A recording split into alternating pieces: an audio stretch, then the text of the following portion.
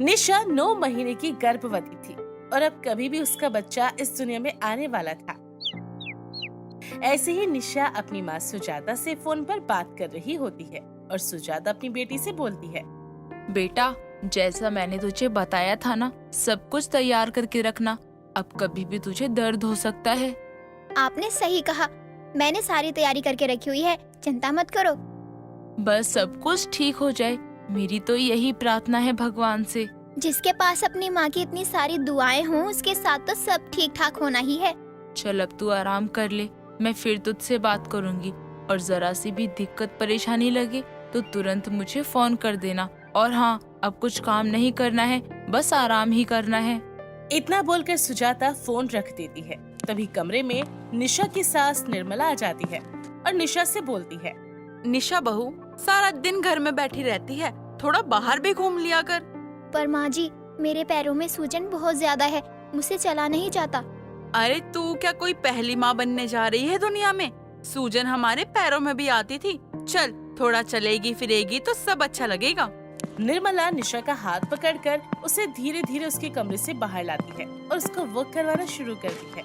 निशा से ज्यादा चला नहीं जाता था, पर अपनी सास की बात को ना टालते हुए जैसे तैसे करके कदम बढ़ाती रहती और थोड़ी ही देर में वो थक कर सोफे पर बैठ जाती है। और तभी निर्मला बोलती है। तुम आजकल की लड़कियां भी ना पता नहीं क्या खाती हो और क्या नहीं। अरे हमारे समय में तो हम 9वें महीने में भी घर का सारा काम किया करते थे, पता ही नहीं चलता था कब काम फैला हुआ था और कब काम हो गया। जी बिल्कुल माँ जी, मैं आपकी बात से सहमत हूँ, पर मैं क्या करूँ, मुझसे तो नहीं होता ये सब कुछ। होगा कैसे? सारा दिन तो तुम आजकल की लड़कियां बस फोन चलाती रहती हो, कभी टीवी देखती रहती हो। पहले की तरह जीवन थोड़ी है आज का। खैर, कोई बात नहीं। ऐसे ही गर्भावस्था में अपनी बहू को खरी खोटी सुनाकर निर्मला वहाँ से चली जाती है और निशा सोफे पर बैठी खुद से बोलती है। कितना फर्क होता है ना सास और माँ में। जहाँ मेरी माँ मुझे कहती है कि मैं एक चम्मच भी उठाकर इधर से इधर ना रखूं, वहीं मेरी सास ये चाहती है कि मैं अभी पहले की तरह घर का सारा काम करूं। सच कहते हैं लोग, सास सास होती है और माँ माँ होती है। ऐसे ही सोचते सोचते निशा खुद ही हंसने लगती है। दिन गुजरते जाते हैं। निशा को एक शाम प्रसव पीड़ा शुरू हो चुकी थी और वो दर्द से करहाने लगी थी। निर्मला जल्दी से बिना किसी देरी के निशा को अस्पताल ले जाती है। सुजाता भी निशा के अस्पताल जाने की बात सुनकर जल्दी से वहाँ पर पहुँचती है।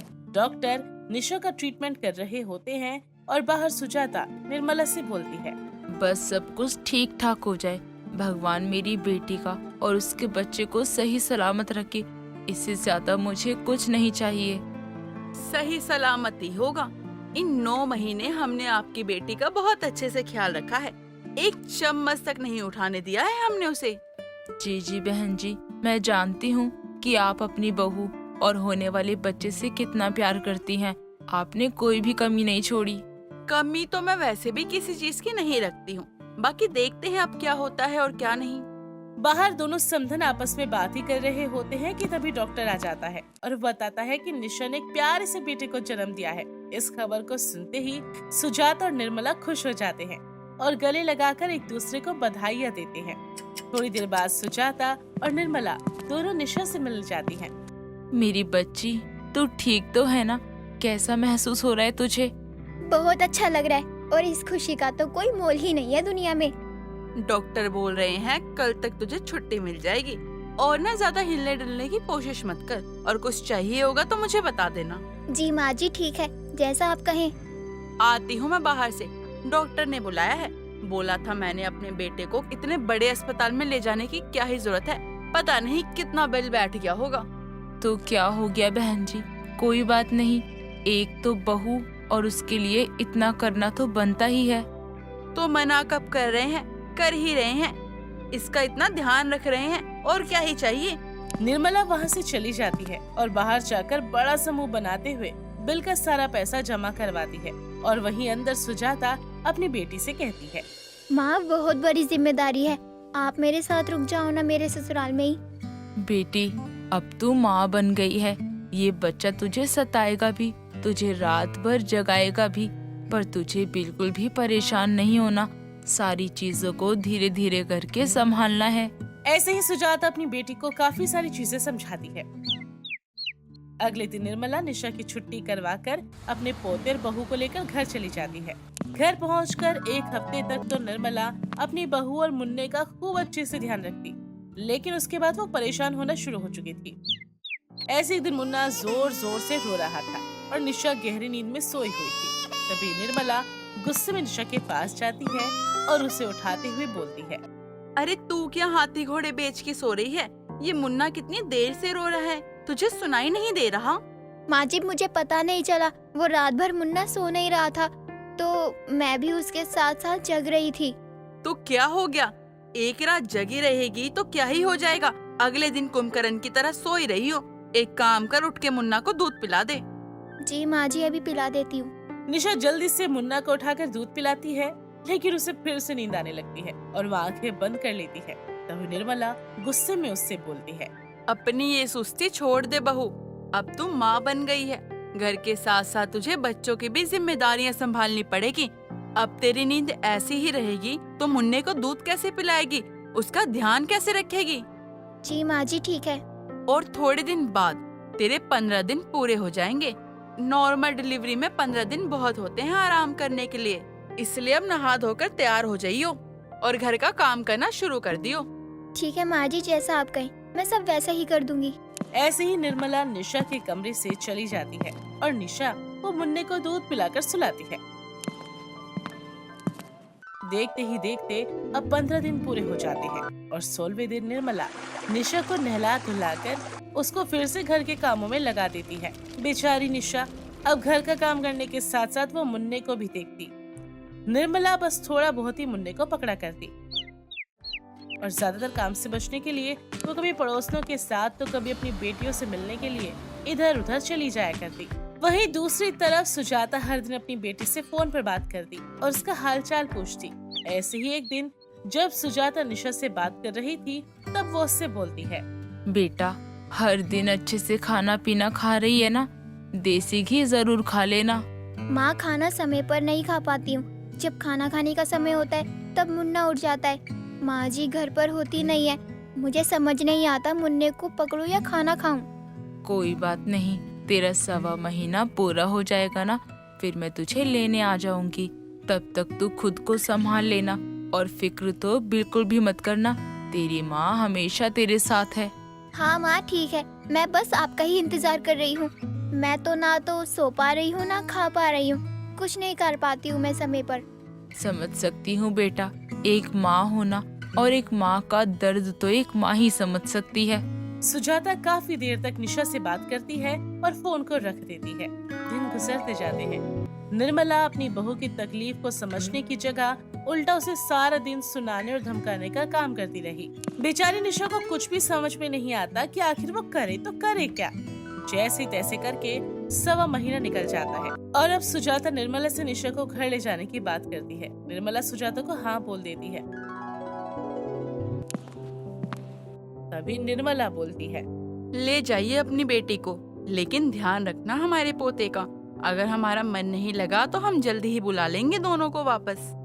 जी जी बहन जी, जैसा आप कहें, पूरा ध्यान रखूंगी मैं इन दोनों का। और नहीं तो क्या, आपको भी तो सेवा का मौका मिलना चाहिए। हम तो सेवा करके वैसे भी बहुत थक गए हैं, अब कुछ दिन आराम करेंगे। बिल्कुल बहन जी, अब आप आराम कीजिए, मैं अपनी बेटी की और उसके बच्चे की खूब सेवा करूंगी। अब सुजाता निशा और मुन्ने को लेकर अब घर पर तो आ जाती है और घर आते ही सुजाता सबसे पहले निशा और मुन्ना की नजर उतारती है। दोनों को कमरे में ले जाती है और मुन्ने को अपने हाथों में लेते हुए बोलती है, अब तू आराम कर ले निशा, तब तक मैं मुन्ने को संभालती हूँ, फिर उठकर कुछ खा पी लेना। ठीक है माँ, जैसा आप कहो। वैसे भी मुझे बहुत तेज नींद आ रही है। हाँ हाँ तू आराम कर ले, मैं हूँ ना मुन्ने के पास, मैं उसे संभाल लूंगी। जा तू सो जा। ऐसे ही सुजाता मुन्ने को कमरे से बाहर ले जाती है और निशा आराम से सो जाती है। अब जब से निशा अपने मायके आई थी तब से सुजाता ने ही मुन्ने की सारी जिम्मेदारियां संभाल ली। मुन्ने को समय पर नहलाना, उसके मालिश करना, उसका ध्यान रखना। निशा को भी अपने मायके में आकर पूरे तरीके से आराम मिल जाता है और निशा के खान पान का सुजाता बहुत ध्यान रखती है। सवा महीना के दौरान उसके शरीर में जो कमजोरी आई थी वो कमजोरी भी निकल जाती है और मुन्ना और निशा दोनों एकदम मस्त हस्त पुष्ट हो जाते हैं। अब ऐसे एक दिन निशा अपनी माँ से बोलती है, माँ कितना अच्छा होता ना अगर सास माँ जैसी होती। बेटा अगर ऐसा हो जाता तो फिर सास नाम का शब्द ही दुनिया में क्यों बनता। कोई किस्मत वाली ही होती है बहू जिसे माँ जैसी सास मिलती है। सच में माँ जी बुरी नहीं है, पर फिर भी वो मेरी तकलीफ को समझती नहीं है। आखिर मैं भी तो पहली बार ही माँ बनी हूँ। मुझे कौन सा इन सब चीजों का बहुत ज्यादा तजुर्बा है। बजाय मेरी मदद करने के वो मुझे बस काम करवाना चाहती है। कोई बात नहीं, तेरी माँ भी जिंदा है, तुझे इतनी चिंता करने की जरूरत नहीं है।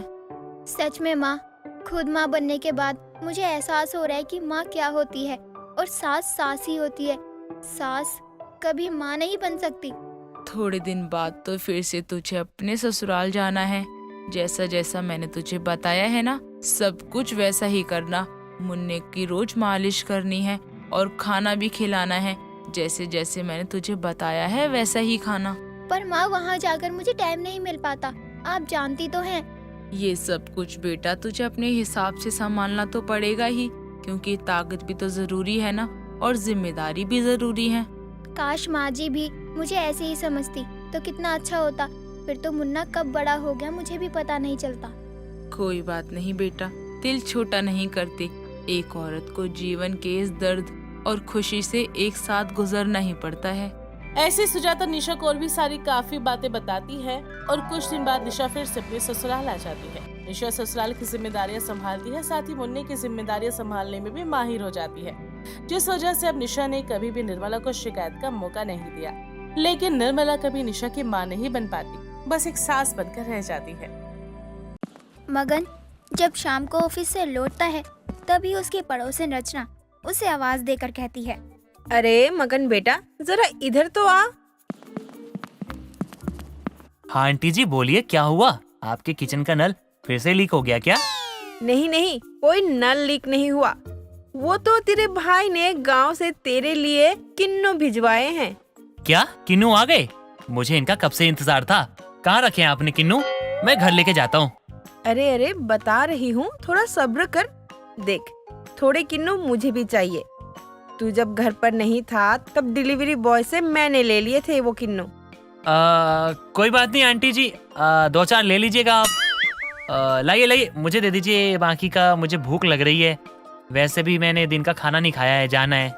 ठीक है, वो पड़े तेरे किन्नू, जा उठा ले। मगन टेबल पर पड़ा थैला उठा लेता है जिसमें बहुत सारे किन्नू पड़े होते हैं, जिसमें से वो कुछ किन्नू निकाल कर टेबल पर ही रख देता है और फिर वहाँ से निकल जाता है। मगन गरीब था, नौकरी के चलते वो शहर में एक किराए के मकान में रहता था और साल में एक बार गांव में रहने आता था। उसका चचेरा भाई महेश उसे अपने बागान में उगाए हुए किन्नू भेजा करता था। एक रोज वो अपने घर में उन्हीं किन्नू का जूस निकालकर पी रहा होता है। आय हाय, क्या स्वाद आता है किन्नू का यार। क्या जूस है, मजा आ गया। कभी कभी सोचता हूँ अगर भैया नहीं होते तो क्या होता उनके इस गरीब भाई का। हेलो भैया, क्या बात है, आपकी उम्र तो बहुत ही लंबी है, मैं बता रहा हूँ। क्यों, तो मुझे याद कर रहा था क्या? बिल्कुल भैया, आपने जो किन्नू भिजवाए ना, उन्हीं का जूस निकाल के पी रहा था मैं। चलो, मेरे बागान के किन्नू मेरे भाई के पीने के तो काम आए, वरना तो गांव में यहाँ इनका सही दाम मिल ही नहीं रहा है। मतलब आप कहना क्या चाहते हो? कुछ नहीं मगन, तुझे कभी गांव आने का समय मिले तो बताऊंगा। अभी फोन रखता हूँ, अपना ख्याल रखना। इतना कहकर महेश फोन कट कर देता है। ऐसे ही समय बीतता है और ऑफिस में किसी गलती के चलते मगन को निकाल दिया जाता है। वो उसके बाद कई जगह इंटरव्यू के लिए जाता है, लेकिन उसे दूसरी जॉब नहीं मिलती, तो वो गांव में अपने चचेरे भाई के पास चला जाता है। उसे देखकर उसका भाई महेश बहुत खुश हो जाता है। अरे मगन, तू यहाँ अचानक? हाँ भैया, वो बात ऐसी है ना कि वो मेरी नौकरी चली गई और घर का किराया देना मुश्किल हो रहा था, तो सोचा कुछ दिन गांव होकर आ जाता हूँ। चल अच्छा किया, वैसे भी तुझे देखे हुए बहुत समय हो गया था। चल अपनी भाभी से मिल ले। अरे मगन, तू इतने दिनों बाद गांव लौटा है और कितना पतला हो गया है। कुछ खाता पीता नहीं है क्या? ऐसा नहीं है भाभी, बस चिंता के चलते थोड़ा बहुत कमजोर हो गया हूँ। वैसे भाभी, ये घर को किन्नू का गोदाम क्यों बना रखा है आपने? मैंने नहीं, तुम्हारे भैया ने बना रखा है। जिस व्यापारी को ये अपने बागान के कीनू बेचते थे, वो मंडी से बहुत ही कम दाम में कीनू ले रहा है। इसीलिए ये गांव के लोगों को ही मुफ्त में कीनू बांट रहे हैं। फिर भी देखो ना, पूरा घर कीनू से भरा है। अरे क्या बातों में लगा दिया बेचारे को। बहुत दूर से आया है वो, उसे खाने वाने को पूछा कि नहीं? हाँ हाँ मगन, तू हाथ मुंह धो ले, मैं खाना लगाती हूँ। मगन उन किन्नू को देखता रहता है। अगले दिन मगन सभी किन्नू को बोरे में भरने लगता है। ये देखकर महेश उससे पूछता है, अरे मगन, ये क्या कर रहा है? इन्हें बोरी में डालेगा तो ये रखे रखे जल्दी खराब हो जाएंगे। भैया, मैं इन्हें बोरे में इसलिए भर रहा हूँ क्योंकि मैं इन्हें शहर ले जाके बेचना चाहता हूँ। शहर? पर क्यों मगन?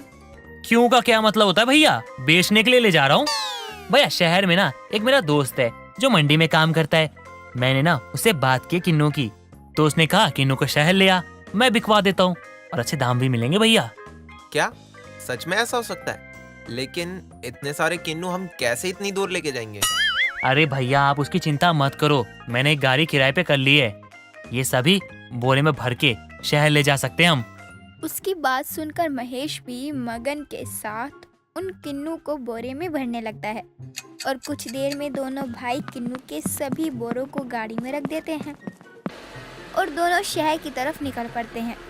5 घंटे बाद दोनों शहर की मंडी में पहुंचते हैं, जहां मगन का दोस्त उन किन्नू को अच्छे दामों में खरीद लेता है और हाथ के हाथ उसे पैसे भी दे देता है, जिसे महेश को देते हुए मगन कहता है, ये लीजिए भैया, बिक गए आपके सारे किन्नू, वो भी अच्छे दामों में। और ये सब तेरे कारण हुआ है मगन। मैं तो इतना पढ़ा लिखा भी नहीं हूँ, इसलिए तो अपने घर को ही गोदाम बना रखा था, और तू नहीं आता तो शायद मैं शहर आने की हिम्मत भी नहीं करता। भैया, ये आप क्या कह रहे हैं? मैं तो बस आपकी थोड़ी सी मदद कर रहा था और कुछ नहीं। मगन, तेरी मदद से ही आज मेरे पास इतना पैसा है। तू एक काम क्यों नहीं करता, किन्नू का व्यापार शुरू कर दे। वैसे भी अभी तेरे पास नौकरी तो है नहीं। हाँ भैया, लेकिन ये व्यापार करना मुझ गरीब के बस की बात नहीं है। अरे तू ऐसा क्यों कर रहा है? जो तूने अभी किया है बस तुझे वही तो करना है। गांव के लोगों से किन्नू गाड़ी में लोड करवा कर शहर में अच्छे दामों में बेचना, जिसमें कुछ हिस्सा तेरा होगा और कुछ किसान होगा, जिससे तुझे किसी की नौकरी भी करनी नहीं पड़ेगी। उस समय तो मगन महेश की बातों का कोई जवाब नहीं देता और दोनों भाई गाड़ी लेकर गांव वापस लौट आते हैं। रात के समय महेश की बातें मगन के दिमाग में घूमती रहती हैं और अगली सुबह वो महेश को किन्नू का व्यापार करने के लिए हाँ कर देता है, जिसके बाद से महेश गांव के उन सभी किसानों से मिलवाता है जो किन्नू उगाते हैं। जिसके बाद मगन उन सभी की किन्नू की फसल को बारी बारी ले जाकर शहर की मंडी में अच्छे दामों में बेच आता है, जिससे मगन को भी फायदा होता है और किसानों को भी। लेकिन ये बात जब गांव के पुराने व्यापारी को लगती है पता, तो वो महेश के घर मगन को धमकाने जाता है। महेश, ये तू सही नहीं कर रहा है। तूने अपने साथ साथ गांव के सभी किसानों को अपने व्यापारी भाई से मिलवा दिया। इसके कारण कोई भी अपनी किन्नू की फसल मुझे नहीं बेच रहा है। देखो, हम किसानों को जहाँ फायदा दिखेगा ना, हम वहीं अपनी फसल बेचेंगे, ना कि तुम्हारे डर से तुम्हें बेचेंगे।